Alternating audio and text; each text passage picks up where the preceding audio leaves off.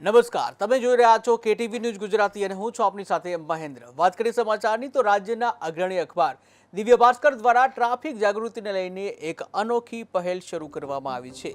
રાજ્યમાં વધતા અકસ્માતો ઘટાડવા માટે મોટા પાયે પ્રયાસો કરવામાં આવી રહ્યા છે।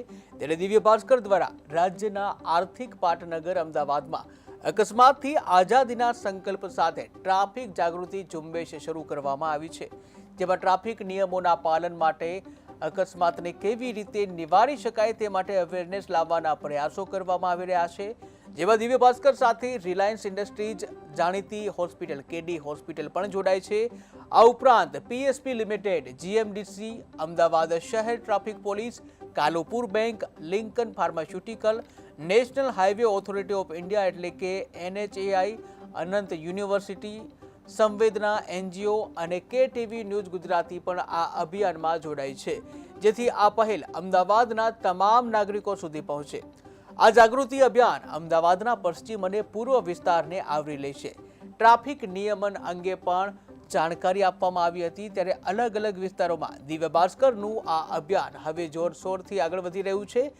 રસ્તે વાહન લઈને પસાર થતા વાહન ચાલકોને સલામતીના નિયમનના નિયમો વિશે માહિતગાર કરવામાં આવી રહ્યા છે। ટ્રાફિક નિયમ કેટલા જરૂરી છે તે બાબતે પણ માર્ગદર્શન આપવામાં આવી રહ્યું છે। ત્યારે આ અભિયાન અમદાવાદના તમામ વિસ્તારોમાં આવનારા અનેક દિવસ સુધી ચાલુ રહેશે। શહેરના નવા નરોડામાં આવેલી મહર્ષિ સંદીપની સ્કૂલ ખાતે ટ્રાફિક સલામતીને લઈને જાગૃતિને કાર્યક્રમ કરવામાં આવ્યો હતો। સ્કૂલના વિદ્યાર્થીઓ દિવ્ય ભાસ્કરના આ અભિયાનમાં જોડાયા હતા, જ્યાં 5000 જેટલા વિદ્યાર્થીઓ આ રેલીમાં જોડાયા હતા। ત્યારે રેલી દ્વારા ટ્રાફિક અભિયાન અંગે જાગૃતિ ફેલાવવામાં આવી હતી। અમારી સ્કૂલ તરફથી 5000 સ્ટુડન્ટ્સોને લઈ અને અમે દિવ્ય ભાસ્કર દ્વારા આયોજિત અને સંવેદના ટ્રસ્ટ દ્વારા આયોજિત એક ટ્રાફિક અવેરનેસ રેલીનું આયોજન કરેલું હતું, જેમાં અમારી સ્કૂલના ધોરણ 4થી માંડી ધોરણ 12ના ઇંગ્લિશ મીડિયમના સ્ટુડન્ટ્સો તેમજ ગુજરાતી મીડિયમના સ્ટુડન્ટ્સો પાર્ટિસિપેટ થયા હતા।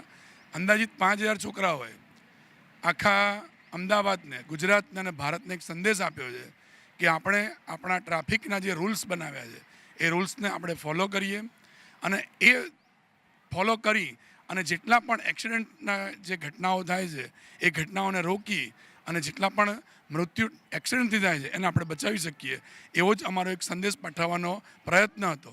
અમે દરેકને વિનંતી કરીશું કે જે કોઈ પણ ટ્રાફિકના નિયમો છે, હેલ્મેટ પહેરવા, સીટ બેલ્ટ પહેરવો, ડાબી સાઈડ ચાલવું, ઝીબ્રા ક્રોસિંગ ત્યારે જ ક્રોસ કરવો જ્યારે સિગ્નલ બંધ હોય, આ બધા જ જેટલા પણ નિયમો છે।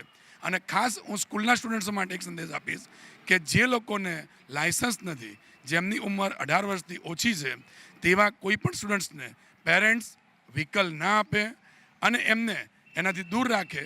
જ્યારે પણ લાયસન્સ આવે ત્યારે જ એમને વ્હીકલ ચલાવવાનો આગ્રહ રાખો।